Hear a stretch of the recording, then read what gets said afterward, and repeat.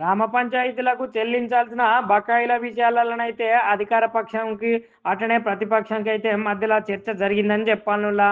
ఇక ప్రభుత్వము బకాయిలు 691 కోట్లు విడుదల చేయాలని మాజీ మంత్రి హరీష్ రావు సార్ అయితే డిమాండ్ చేసిండు.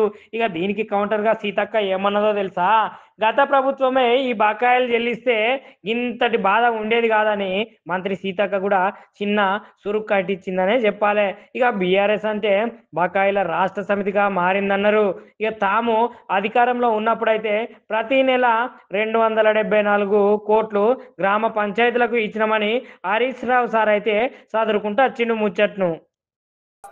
ఇప్పుడు మేము అమ్మ ఆదర్శ పాఠశాలలతోటి పనులు చేయించడం జరుగుతూ ఉంది సార్. కాబట్టి ఈరోజు మరి మా కోవలక్ష్మి గారు ఎమ్మెల్యే గారు అన్నట్టుగా మేము చెల్లించమనలేదు, చెల్లిస్తాము. మీరు ఇచ్చిపోయినటువంటి వారసత్వం, పెండింగ్ బిల్లులు, అప్పులు, ఆర్థిక వ్యవస్థ బాగలేదు కాబట్టి సర్దుబాటు చేస్తున్నాం, కొద్దిగా టైం అడుగుతున్నాం, కానీ మేము చెల్లించలేదు అని అనలేదు.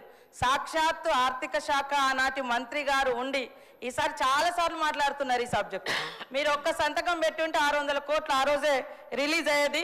కానీ మరి బీఆర్ఎస్ అంటే బకాయిల రాష్ట్ర సమితి లాగా మాకు ఇచ్చిపోయినరు. అదే వారసత్వంతో మరి మేము చెల్లించలేని పరిస్థితి ఉంది. కానీ తప్పకుండా సర్పంచులు, అందరికి సంబంధించినటువంటి సర్పంచులు ఉన్నారు, వాళ్ళ బాధ మాకు తెలుసు. వాళ్ళు ఆత్మహత్యలు చేసుకున్నారు మీ హయాంలో, చాలామంది రకరకాల ఇబ్బందులు పడ్డారు. కాబట్టి సానుభూతితో ఉన్నాం. సకాలంలో రిలీజ్ చేసేందుకు ఆర్థిక శాఖ మంత్రులను కూడా నేను వేదిక ద్వారా కూడా కోరుతా ఉన్నాం. మీ తరఫున కూడా నేను మాట్లాడుతా ఉన్నాను. వాళ్ళు మిత్తిలు కట్టలేక, అప్పులు కట్టలేక ఇవాళ చాలా బాధల్లో ఉన్నారు. నేను సూటిగా మంత్రి గారిని అడిగేది ఒక్కటే, దయచేసి త్వరలో ఇస్తాము, తొందరలో ఇస్తాం కాదు అధ్యక్ష, స్పష్టమైన డేట్ చెప్పి గ్రామ పంచాయతీ ఎన్నికలు మీరు పెట్టబోతున్నారు, ఆ లోపు వాళ్ళ బిల్లులన్నీ కూడా క్లియర్ చేయాలని చెప్తా ఉన్నాం. మీ దాంట్లో ఏం చెప్పింది అధ్యక్ష? ఈరోజు ఇది మీ మేనిఫెస్టో, కాంగ్రెస్ పార్టీ మేనిఫెస్టోలో ఏం చెప్పింది అధ్యక్ష? రాజీవ్ గాంధీ గారు తెచ్చిన 73, 74 రాజ్యాంగ సవరణ ప్రకారంగా మీరు గ్రామ పంచాయతీలను బలోపేతం చేస్తామన్నారు, నిధులు విడుదల చేస్తామన్నారు.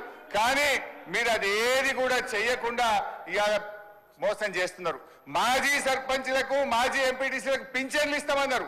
పింఛన్ మాట దేవుడు కానీ వచ్చే జీతం కూడా ఇస్తలేదు అధ్యక్ష.